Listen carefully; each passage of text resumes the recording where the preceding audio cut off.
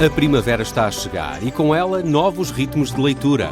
Leia artigos de opinião e receba acesso antecipado a todos os episódios Podcast Plus. Acompanhe a atualidade ao minuto. Assine hoje o Observador com até 58% de desconto e habilite-se a ganhar uma tote bag e um voucher da Livraria Almedina. Tudo em observador.pt. Só são mais inteligentes no domínio social.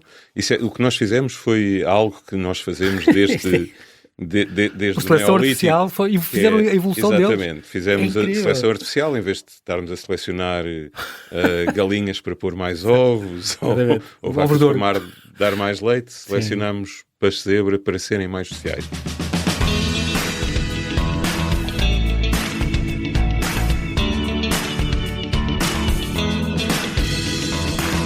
Porque é vantajoso vivermos em grupo e termos a motivação de nos relacionarmos socialmente. O que é que isso provoca na nossa saúde e no nosso cérebro?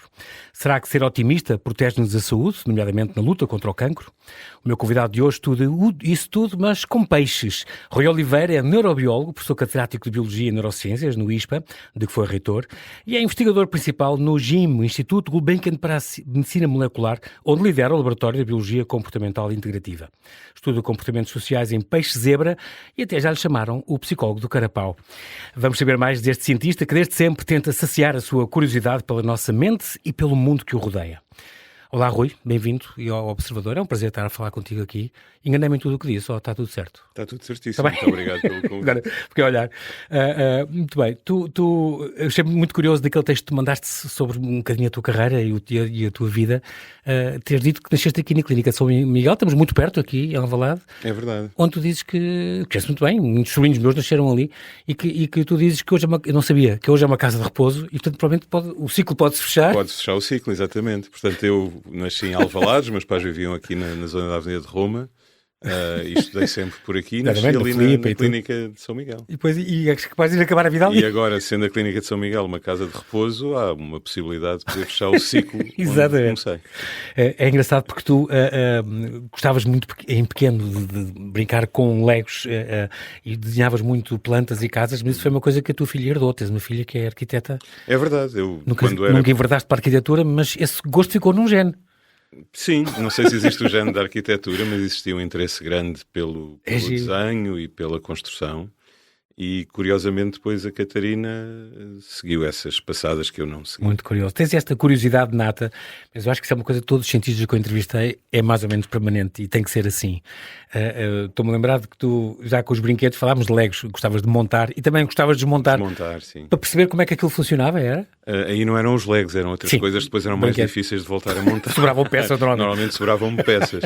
Mas havia essa curiosidade do como funciona, de desmontar coisas, tentar compreender. Os teus pais ensinavam daquelas revistas do como funciona e não. Há muito curioso e há este género de revistas, uma coisa não. que eu dava aos meus filhos que eles adoravam. Sim, de facto, para quem gosta desta área das ciências é muito certo. engraçado. Não, eu penso que essas super revistas até surgem um bocadinho mais tarde. Porque essa minha fase é início dos anos 70, final dos anos 60, não é? Mas era mesmo uma curiosidade nata por tentar perceber como as coisas funcionam e fazia coisas assim um pouco, acho que partilhei aquela história das matrículas, que é uma coisa que eu acho muito curiosa. Sim. Ainda para a escola a pé? Era. Portanto, naquela altura ainda se podia ir a pé para a escola. Sim, exato. E, portanto, havia essa prática de me atravessarem na Avenida de Roma, eu depois do Fruto Almeidas até à escola oficial ali do bairro de São Miguel, fazia esse percurso a pé desde miúdo, com 7 anos, 8 anos, lembro-me de ser eu, de dar a notícia em casa do 25 de Abril, que cheguei à escola e a escola estava fechada, então eu voltei para trás. Deve ter sido o primeiro dia em que atravessei sozinho a Avenida de Roma em frente ao Fruto Almeidas e fui dar a notícia de que havia uma revolução em casa. Ninguém tinha visto, não estavam atentos às notícias às 10 da manhã, às 8 da manhã. Muito cedo, às 8 da manhã. Sim. E nesses percursos, quando comecei a aprender a ler e a escrever, eu achava estranho aquilo que eu andava a aprender, estar ali espalhado pela rua. Os números e as letras. Era quase obsceno, aquelas letras todas ali. À mão de semear. À mão de semear deveriam querer dizer alguma coisa. E então eu lembro-me de anotar compulsivamente num bloquinho de notas que tinha as sequências de números das matrículas, de números e letras. Para tentar perceber, isto é uma coisa matemática? Quer dizer, hoje em dia posso especular o que é que eu estava a tentar fazer. Eu acho que estava a tentar encontrar um padrão ququer. Devo ter descoberto que havia 2 famílias que não tiravam o carro do mesmo sítio há umas semanas, quanto muito. Mas sempre achei piada a isso, porque acho que ilustra esta fixação e tentar compreender o que está à volta. Exatamente. Tentar compreender o mundo que te rodeia aqui hoje, continuas a fazer isso, até pela fotografia, o que é engraçado, este teu hobby novo. É um hobby mais ou menos recente que tu tens, assim, ou que estás a desenvolver. Recente, o hobby é antigo. Sim, agora a ter aulas e voltei a ele agora quando academicamente é que é novo. Quando achei que tinha finalmente que fazer alguma coisa se queria chegar a fazer. Isso foi no Covid também, não foi? Aí que tiveste um bocado parado. Acho que muita gente desenvolveu esses interesses que tinha latentes quando... Não foi só fazer pão? Não, houve quem fizesse pão, eu fui fazer fotografia. Muito bom. O surf também é uma coisa, algo que te caracteriza muito, tens muitas fotografias tu a fazer surf e filmes. É engraçado porque desde sempre estás habituado ao mar, sempre gostaste de mar. Este teu gosto, se calhar, pela biologia e concretamente biologia marinha, se calhar vem daí também. Mas é muito engraçado tu teres amigos que ainda hoje perduram desde dessas tribos, desse tempo. Temos um grupo bastante coeso de amigos da adolescência que vem do surf. E depois adoro tu dizeres que hoje faço surf de bengala, que é o stand-up paddle, não é? É verdade, é. Quem como eu começou a fazer surf em miúdo e nunca deixou de fazer... tem este fenómeno das pranchas irem crescendo à medida que se envelhece e que se vai ganhando algum volume. E depois com o auxiliar da... E portanto passa das pranchas pequenas para os longboards e depois a determinada altura, mais recentemente, para o stand-up paddle, e lá se anda no meio das ondas. Este gosto pelo mar vem também destes documentários do Jacques Cousteau e de essas coisas que tu vias? Sim, vem sobretudo de ter crescido na praia. Como eu estava a contar há pouco, venho de uma família tipicamente burguesa da Avenida de Roma, que tinha aquela tradição de ter uma segunda casa onde se passava férias. No caso dos meus pais, era em São João da Caparica. Sim. E, portanto, nas férias escolares... E eram de 4 meses, era o meu tempo longas, também. praticamente mudávamos para São João. Exato. Portanto, eu passava... Um terço do ano quase, era lá. Exato. É incrível. E, portanto, comecei a passar muito tempo junto ao mar, a fazer surf desde muito miúdo, primeiro com umas pranchas de esferovite, até que me lembro do meu pai me surpreender a dizer: tu tens que comprar uma prancha como deve ser, porque eu andava sempre a partir aquelas pranchas onde apanhávamos umas espumas deitados. Sim. E lá tive uma prancha... As carreirinhas. À séria. Surf à séria relativamente cedo. Portanto, passaste rapidamente aquela fase do toureiro, bombeiro e astronauta. Isso era mais cedo, isso era quando era mesmo miúdo. Muito pequenino. E este apelo da biologia vem de onde? Tu, a propósito disto, chegaste a conhecer o Luís Saldanha, por exemplo? Sim, o Saldanha era o diretor do Laboratório Marítimo da Guia quando eu estava a fazer o doutoramento. Fui lá entrevistá-lo uma vez, extraordinário, ictiólogo, incrível. Sim. Muito importante para a oceanografia biológica e tudo que ensinava. Sem dúvida. É porque eu sei que tu gostaste muito da biologia, veio um bocadinho pelo gosto da biologia marinha, em particular, ou não? O que aconteceu foi, eu, como estava a descrever, estava muito ligado ao mar, sobretudo pelo surf, e tinha um grande interesse pelo mar e pela biologia marinha. Na altura havia aquela série do Cousteau, e portanto havia alguma coisa, um interesse um bocadinho romanceado pelo conhecimento da vida marinha. Hoje diríamos o David Attenborough, estas séries não é? Da BBC. E portanto, quando chegou a altura de ir para a faculdade, nunca tinha pensado muito seriamente sobre o assunto, portanto foi uma adolescência tranquila. Livre e versátil. Sim, portanto sem grandes preocupações, e de repente sou confrontado com esta coisa do que é que fazes agora. E a escolha foi mais ou menos óbvia. Foste para Ciências? Disse sim, estavas em Ciências? Fui para a Faculdade de Ciências. Na altura queria concorrer ao curso, era o primeiro ano em que ia funcionar o curso de Biologia Marinha e Pescas na Universidade do Algarve. Isso. Penso que o meu pai sabiamente disse: porquê é que não concorres à Faculdade de Ciências em Lisboa, que também depois podes fazer uma especialidade em Biologia Marinha? E acabei por fazer isso. E depois de entrar no curso de Biologia comecei a ter outros interesses que me levaram para as áreas do comportamento animal e das neurobiologias. Vi uma coisa que tu falavas nisso, o apelo do comportamento e depois o cérebro, não sei o quê, ainda foi durante a licenciatura que tiveste. Foi logo no início da licenciatura. Muito engraçado. Mas há um preconceito ainda muito com os biólogos, ainda há este do comportamento, da etologia, do Conrad Lorenz, é soft science. Ainda existe, ou já não? Existe menos. Acho que durante algum tempo existiu, porque não era nada palpável. É de facto um traço biológico que não se consegue materializar, não é? Portanto, o comportamento é quase uma coreografia que os animais fazem. Portanto, nesse sentido, era algo mais difícil de materializar. Hoje em dia, eu acho que já ganha alguma respeitabilidade, até por as próprias neurociências se terem interessado pela explicação do comportamento, e hoje em dia temos muitos meios e técnicas de quantificação de comportamento. É uma das coisas boas na tua área, Rui, e nesta área da neurociência, também tem em casa um exemplo que fala disso, é que são equipas multidisciplinares, isso é muito importante, não foi? Sim. Naquela mesma equipa há psicólogos, e há físicos, e há biólogos, e há matemáticos, é impressionante. Aliás, ganha-se muito com esses inputs das várias perspectivas, sem dúvida. E a própria designação de neurociência vem daí, da década do cérebro, na administração norte-americana, em que há um investimento muito grande nesta área, e acho que é aí que se compreende, ou que não é que se compreende, em que se assume que de facto é uma área multidisciplinar e que não é uma área nem da psicologia, nem biologia. As designações anteriores a isso era a psicobiologia, era a biopsicologia, andávamos sempre ali um bocado perdidos a tentar perceber o que é que estávamos a fazer. E finalmente colocou-se o cérebro numa posição central e assumiu-se que existem múltiplas perspectivas para o estudar e que devem ser integradas para uma compreensão mais profunda do mesmo. A década do cérebro que estás a falar tem a ver com esta 2013, a administração Obama? É a década de 90. Obama, portanto, esta iniciativa BRAIN, por exemplo, aliás, o nosso Rui Costa está ligado a isso, sim, que é uma coisa, isto, aliás, avançou-se muito o ano passado, em 2025, nisto, porque criou-se o primeiro mapa dinâmico, não foi, do cérebro humano em desenvolvimento, desde o embrião até à idade adulta. Sim, com os diferentes tipos celulares, conseguimos hoje em dia ter a tecnologia que nos permite, através de sequenciação, identificar os diferentes tipos celulares que constituem o nosso cérebro. São muitas células diferentes umas das outras, conforme a zona em questão, se está no córtex, está no... E muitas vezes a mesma célula pode aparecer em zonas diferentes. E portanto não é tudo células gliais e não é tudo neurónios e acabou. Essas são as duas primeiras grandes divisões, mas depois dentro dos neurónios temos uma coisa mais fina subtipos de neurónios. E dentro da glia também temos muitos tipos diferentes de células da glia, que são as células de apoio logístico aos neurónios, digamos assim. E aí é que se conseguiu já destrinçar um bocadinho conforme as áreas. Porque se nós pensarmos a cartografia do cérebro, digamos assim, quando começa, porque esta história também é uma história engraçada, porque, e de certa maneira, se calhar até vale a pena mencionar isso, nós utilizamos muito a metáfora que recorre à tecnologia dominante na época em que estamos.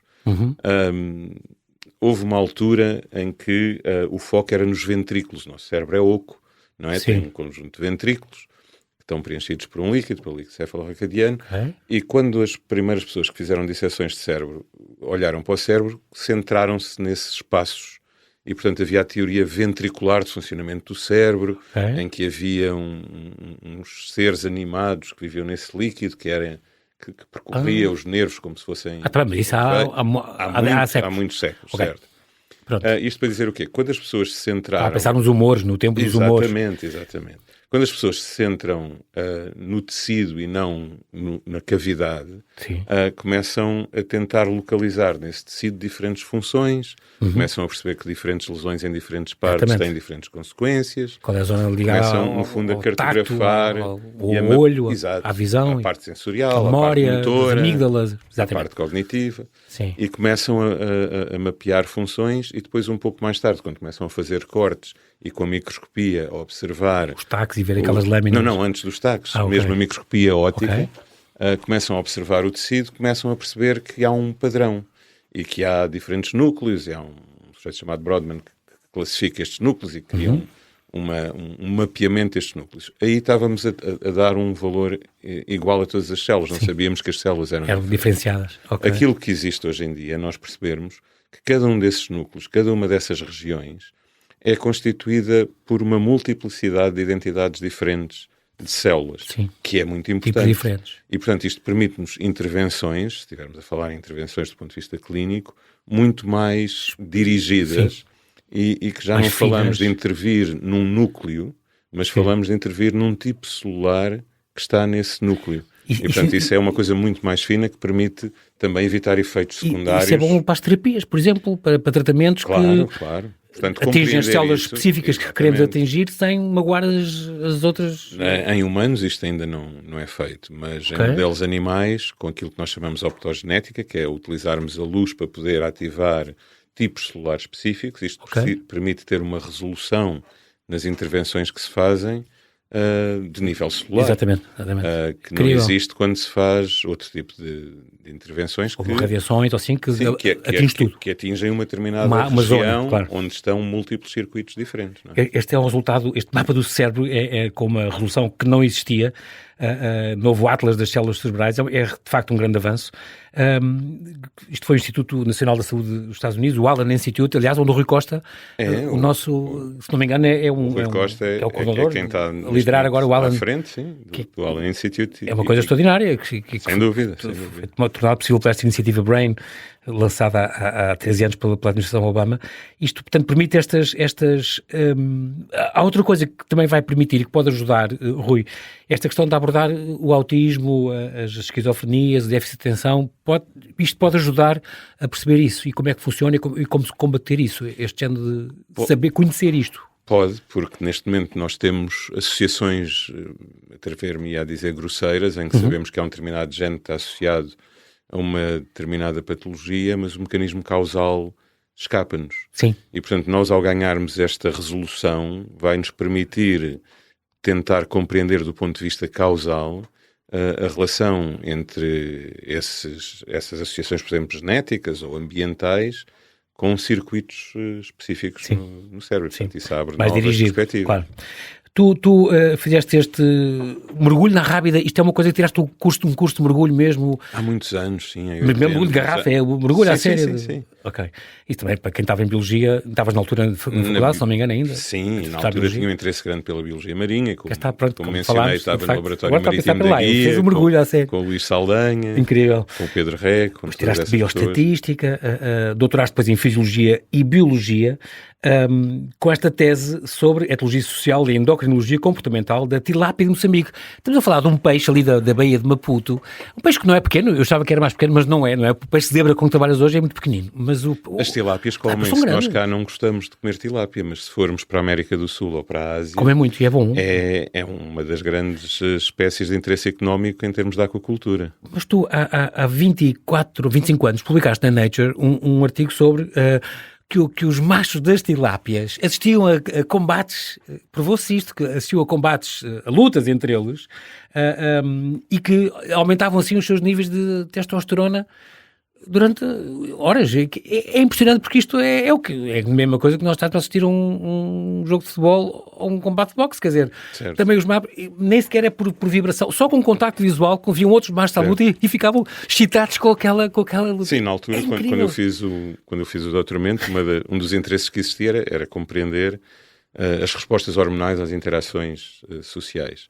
E, de facto, recolhemos um conjunto de informação que foi um bocadinho surpreendente, porque na altura, portanto há 20 e tal anos atrás, não considerávamos que os peixes pudessem ter essas capacidades cognitivas e isso foi bastante interessante. Lance em África, literalmente. Não, mas é incrível porque ainda hoje fazes esta investigação toda com peixe zebra e eu lembro uma vez de entrevistar há 15 anos a Mónica Betancourt Dias e ela estava a estar com moscas da fruta, foi o animal que ela levou, moscas da fruta. E então o que é que estava a estar? Toda a dependência dos humanos da cocaína. E eu assim, desculpa? E de facto com drosófilas, com as moscas, com ratinhos, com peixes, com macacos, podes estudar coisas importantíssimas, como tu fazes, sobre os comportamentos sociais. Sim, eu diria que temos de ter algum cuidado nessa extrapolação, não é? Nas extrapolações que se fazem. Acho que os modelos animais são muito importantes para compreendermos os mecanismos, mas depois temos de ter cuidado com as translações diretas que se fazem para humanos. É complicado. Mas são sempre nos modelos animais que nós podemos estabelecer relações de causalidade, porque obviamente por razões éticas óbvias, nós não podemos manipular um conjunto de parâmetros em humanos e ver as consequências dessas manipulações, coisa que ainda nos permitimos fazer em modelos animais. Sim. E precisamente o estudo destas capacidades cognitivas dos animais é também muito importante para nos informar sobre o estatuto moral que devemos atribuir aos próprios animais, em termos daquilo que nos devemos permitir ou não fazer. Exatamente, o bem-estar em termos animal. de experimentação animal. Que é uma das coisas que tu também estudaste e, no fundo, também tiveste especializaste em bem-estar animal, se não me engano, num Instituto de Aquacultura, no Canadá. Tem a ver, um curso que tu fizeste já há uns anos que tinha a ver com isso. Sim, quer dizer, esses cursos eram cursos que nós tínhamos e temos que fazer para termos uma habilitação para fazer experimentação. Exatamente. Como animal. Quem faz com macacos tem que ter um específico. Portanto, qualquer investigador que faça experimentação com animais vivos tem que ter uma acreditação própria. Certificação, exatamente. E esse é o curso que eu fiz na altura, quando comecei a fazer experimentação animal, utilizando neste caso específico peixes, fiz esse curso. Essa especialização, digamos assim. Mas tinhas tido um pós-doc em comunicação animal em Nottingham, aliás com o Peter McGregor, que depois esteve cá também, se não me engano, no gym do teu laboratório, ou pelo menos ali, não sei se ainda era o Instituto Gulbenkian de Ciência, se não. Ele está mais ligado ao ISPA. O Peter é o ISPA, ok. Está como editor de uma revista que é do ISPA, publicada com a Springer, uma revista de comportamento animal, em que o Peter McGregor, com quem fiz um pós-doc breve em Nottingham, nos anos 90, neste momento é o editor dessa revista. Ele é especialista em comunicação animal.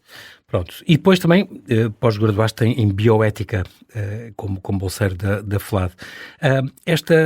Tu também tens uma grande área como professor de ciências biológicas e de psicobiologia, cá está, falámos disto, e também no Champalimau.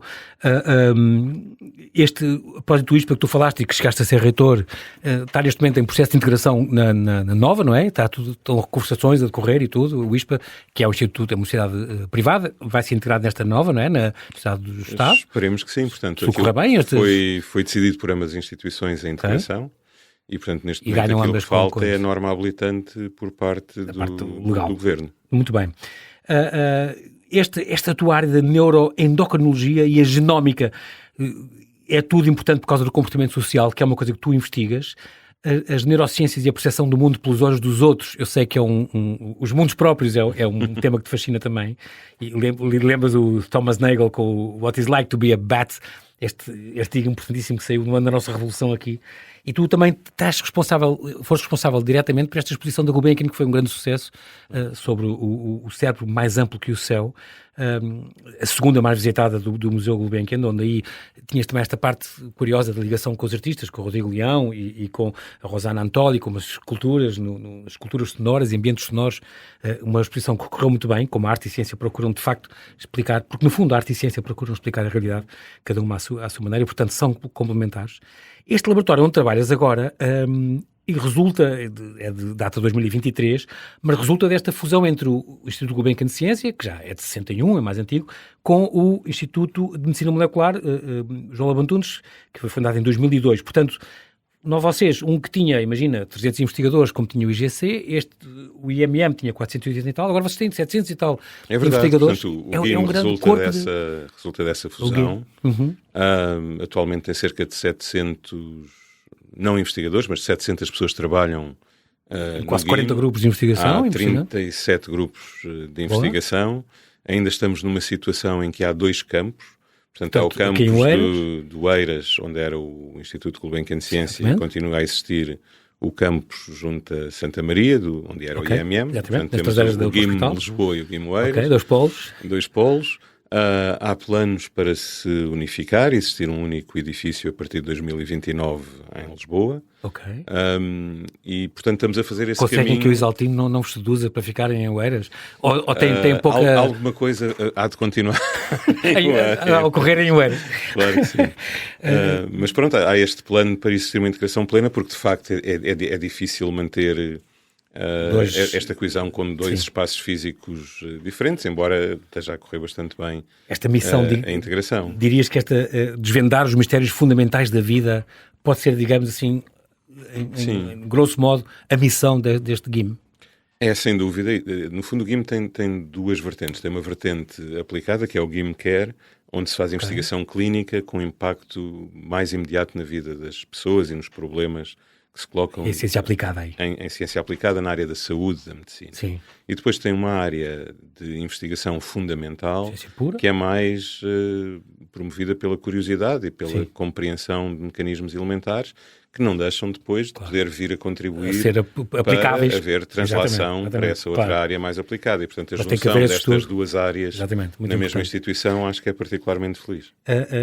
Tu centrarias a tua investigação em compreender como é que o cérebro e o comportamento podem ser moldados pelo ambiente social, pelas relações sociais? Sim. E como é que, portanto, o impacto destas interações sociais na saúde e que pode ser, portanto, são estas relações sociais e é algo que pode ser comparável àquelas coisas, ao tabagismo, aquelas coisas típicas, a obesidade, não é? Ao sedentarismo. Sem dúvida. Os senhores não ligam muito a isso, mas é de facto porque é que nós somos, porque é que é importante sermos seres sociais? Pronto, há esse facto que estás a mencionar de o impacto, e isto são dados epidemiológicos, mas o impacto das interações sociais ou da sua falta. O que é vantajoso na nossa vivermos em grupo? Saúde tem uma magnitude de efeito tão grande, portanto tem um impacto tão grande como outros fatores de estilo de vida, como sejam fumar ou beber álcool com frequência, ou sedentarismo, etc. E em termos de políticas de saúde pública é muito menos falado e as pessoas estão muito menos alerta para isso.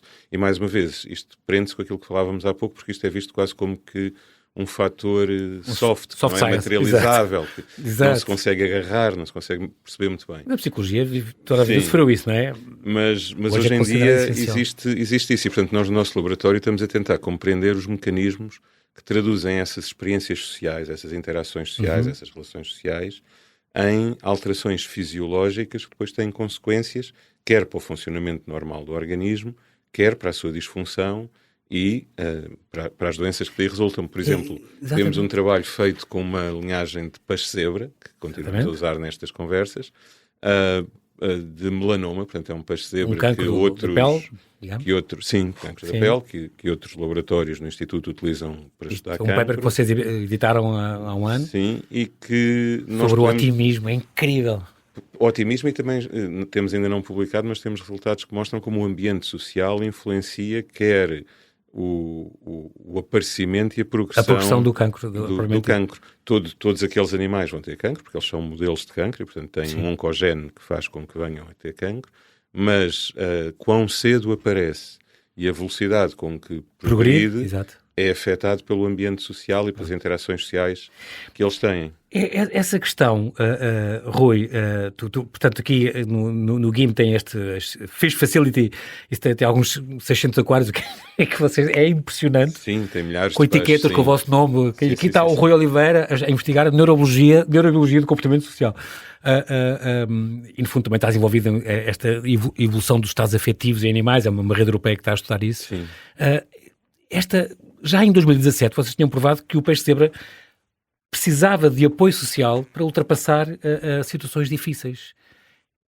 Dito assim é um bocadinho é um bocadinho suspeito. Aquilo que nós mostramos muitas vezes tem a ver com a maneira como nós apresentamos as coisas. Sim. Aquilo que nós mostramos é que face a uma situação de stress, a resposta pode ser, vamos dizer, tamponizada, pode ser amenizada, se ele for exposto a esse agente de stress na presença de um grupo familiar de outros indivíduos. Faz sentido. É como, no nosso caso, se traduzíssemos isto para uma linguagem humana, se tivermos uma rede social de suporte, de apoio, temos mais resiliência na resposta ao stress. E, portanto, o que nós mostramos é que isso acontece nos peixes. Porque é que isso é importante? Porque isso permite-nos estudar os mecanismos fisiológicos que estão por detrás desse amenizar. Esse ambiente social afeta os genes, afeta a saúde, sim. Em vários campos do corpo, do isso cérebro. É outra coisa que eu acho que era muito importante frisarmos. Impacto, que vocês podem medir logo. Certo, é fascinante. Mas esta dimensão biológica não quer dizer que as coisas sejam determinísticas. É muito importante frisar. Pode dar uma resposta, não é sempre a mesma causa e efeito. Não, que o ambiente, neste caso o ambiente social, vai afetar o nosso funcionamento biológico. Porque quando nós falamos de biologia do comportamento, muitas vezes ainda algumas pessoas pensam nesta divisão entre o inato e o adquirido, nature e o nurture, e acham que quando alguém tem este interesse, que é um dele, determinista. É sempre assim. E cada vez o que nós mostramos mais com os dados da epigenética hoje em dia é que as interações vão moldar aquilo que é expresso. podemos fazer quase uma analogia gastronómica, que é dizer, o DNA é como se fosse um livro de receitas. Sim. As receitas que eu vou cozinhar, eu não vou cozinhar todos os dias todas as receitas que tenho no livro. Claro. Eu vou cozinhar as receitas em função de quem vai jantar lá à casa. Quem vai jantar lá à casa é, no fundo, o ambiente. Sim. E o livro é o nosso DNA. Okay. E as marcas epigenéticas é como se fossem marcadores que eu ponho no livro para voltar à receita que fiz. E, portanto, a maneira como nós expressamos os nossos genes tem a ver com o ambiente, com as pessoas que levamos a casa para comer.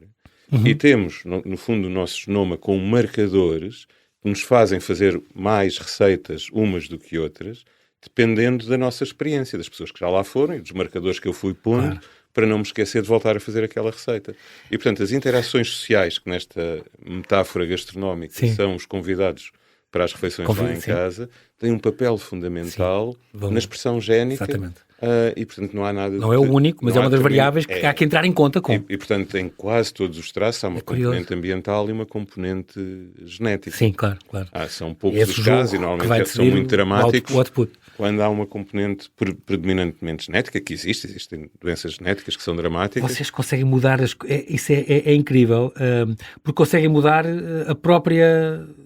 tornam peixes extremamente sociáveis, podem tornar peixes zebras extremamente sociáveis. E então fizeram estudos em que os peixes super sociáveis eram mais inteligentes noutros domínios só são, para os quais não foram selecionados. Não, eles só são mais inteligentes no domínio social.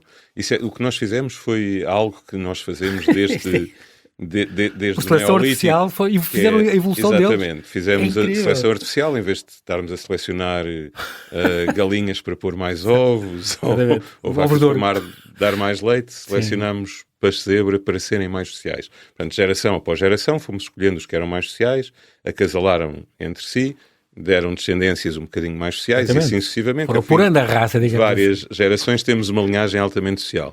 E depois estamos a fazer isto para quê? Para tentar perceber, quando evolui a sociabilidade, o que é que se altera no cérebro. Sim. E, portanto, podemos fazer isto de várias maneiras. Temos outras abordagens no laboratório utilizando organismos transgénicos ou mutantes que podemos fazer para genes candidatos envolvidos na sociabilidade. Mas fazendo isto desta maneira, o que nós fazemos é uma seleção para ser mais social e vemos qual é a consequência disso. Uma das consequências que estavas a referir é eles ficam mais capazes de resolver problemas no domínio social, portanto ficam com uma cognição social mais apurada, avançada, mas não com uma cognição geral, ou seja, eles não são mais, vamos pôr entre aspas, espertos, mas são melhores a resolver problemas sociais. Isso, porque há uma teoria também que diz que viver em sociedades complexas para o ser humano foi crucial para a evolução do cérebro e das capacidades cognitivas do ser humano, é óbvio. Sim. Faz todo o sentido. Foi precisamente essa teoria que nos levou a fazer este trabalho. E também há um paper vosso sobre o autismo, porque também estuda isso. Um gene associado ao autismo que foi necessário para o contágio social em peixes zebra, que os peixes ficam com medo quando vêm outros peixes com medo. Como é que se consegue detectar que o peixe zebra está com medo? Isso é muito fácil. É porque evita num labirinto, evita estereotipado. E o comportamento... Luz verde, luz encarnada, ele sabe que ali vai ter dor. Eles quando são expostos a um estímulo que desencadeia uma resposta de alarme ou de medo, eles têm um comportamento muito estereotipado e, portanto, é muito fácil caracterizar esse comportamento e perceber que eles estão a responder. Que é a viver, nesse caso do contágio social, o que é feito é, só há um peixe, vamos chamar demonstrador, que tem acesso ao estímulo que provoca esse alarme, esse medo, e depois temos um observador que não vê o estímulo, mas que vê esse outro reação peixe. E, portanto, não tendo acesso direto ao estímulo, portanto, não vendo, por exemplo, o predador, mas vendo um conspecífico com medo, ele expressa também medo. No fundo, imagino que vamos a descer o Chiado e que de repente há uma multidão a correr em sentido oposto. Contra nós. Nós não sabemos do que é que eles estão a fugir, mas muito provavelmente... Não é melhor fugir meia volta e fugir também. Damos meia volta e fugimos também. Portanto, isto é o chamado contágio social. E o que estamos a fazer é utilizar o peixe zebra para estudar contágio social e os mecanismos de contágio social. Por exemplo, vimos que a oxitocina, que é um neuropeptídeo, uma hormona que neste caso o neuromodulador, é muito importante e é necessário e suficiente para... Mas não é aquela da empatia e não sei o quê? Nos primatas está mais provado, por exemplo, e nos humanos. E este contágio social é uma protoempatia, digamos que é o ancestral da empatia, é o primeiro bloco necessário para a evolução da empatia. E portanto, foi isso que nós estudámos no peixe zebra, e que percebemos que é muito ancestral essa capacidade de utilizar o comportamento dos outros para, inferindo o estado afetivo em que eles estão, ajustarmos o nosso estado afetivo, porque isso acaba por ser vantajoso para nós. Achei extraordinário esta questão que vocês estudavam, a importância da ocitocina na regulação dos comportamentos sociais, não é? Nós sabemos que a ocitocina está nos humanos, tem a ver com a regulação desta sociabilidade, que é importante neste domínio, mas um peixe zebra adulto, para ter a preferência de se aproximar ou não de outros elementos do seu cardume, tornam-se mais sociais durante o desenvolvimento quando tem a ocitocina a funcionar.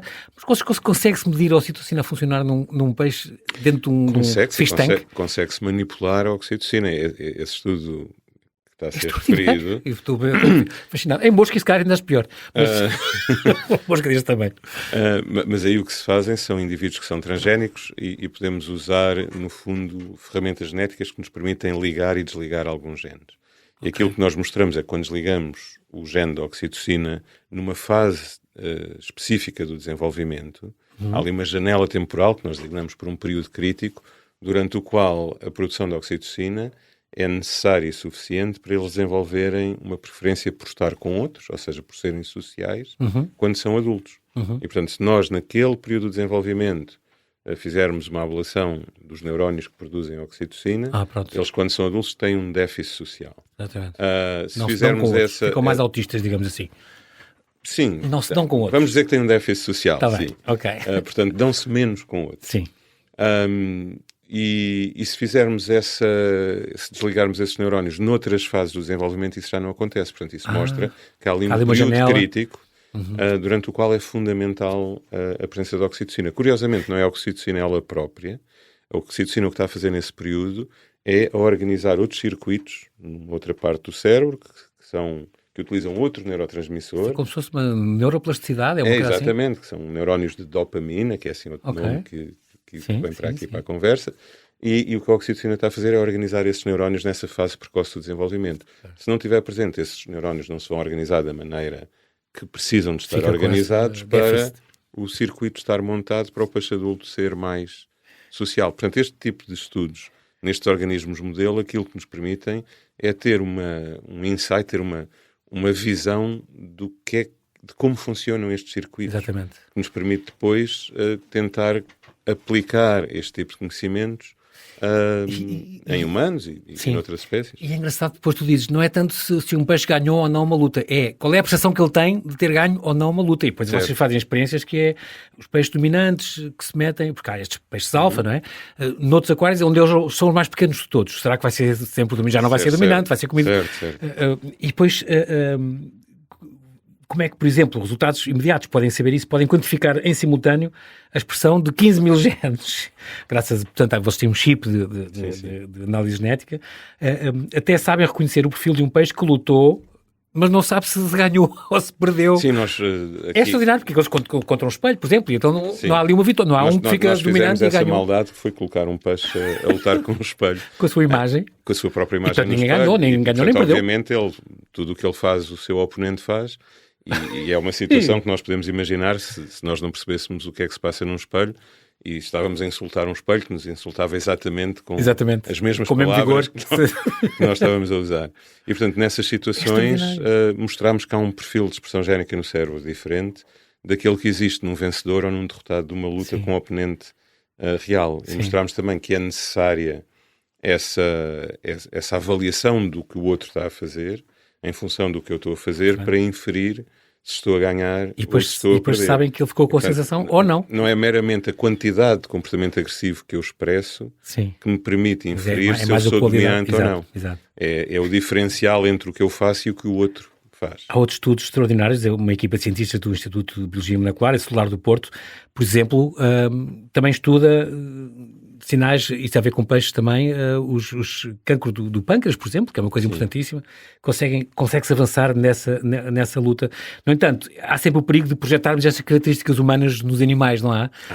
Há muita crítica, a evolução mostra as vantagens das relações estáveis, em grupos estáveis e tal, mas este salto para os humanos pode ser perigoso ou não é perigoso, não é líquido, não é, tem que se ter algum... Tem que se ter muito cuidado e sobretudo tem que se ter muito cuidado com aquilo que se promete.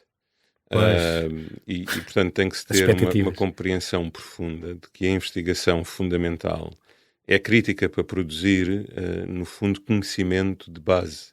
E esse conhecimento de base pode nos permitir a seguir criar modelos de como é que isto pode funcionar noutros sistemas. Mas uma translação direta de um modelo para o outro é sempre complicado. Normalmente é... Como este sempre mesmo assim tem 70% de semelhança genética connosco? Sim, em termos de sequências, sim, mas como eu estava a dizer, o que conta não são só as sequências.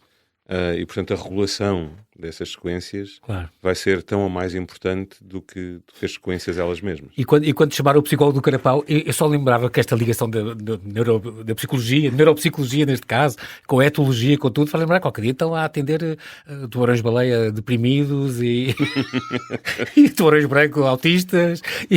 Eu penso que isso já acontece. Eu penso que temos veterinários com especialidade já na área comportamental para os nossos animais de gado, exato. Assim. Muito bem. De facto, estes avanços são coisas extraordinárias. Havia muito mais para conversar. O nosso tempo voou, eu sabia que ia acontecer isto. Também estava muito curioso com este teu fascínio pela fotografia e também este teu fascínio pelo Oriente, pelo Japão e pela China, que é uma grande paixão que tu tens também, e pelos fotógrafos japoneses, já agora, que também ligam estas tuas duas paixões. Esta vida de investigador também, além da infinita paciência que se tem de ter, e várias pessoas te entrevistaram disseram que tu tinhas, e alunos teus também, é um trabalho muito solitário e de muitas frustrações. Tem que saber muito bem lidar com isso, ou não?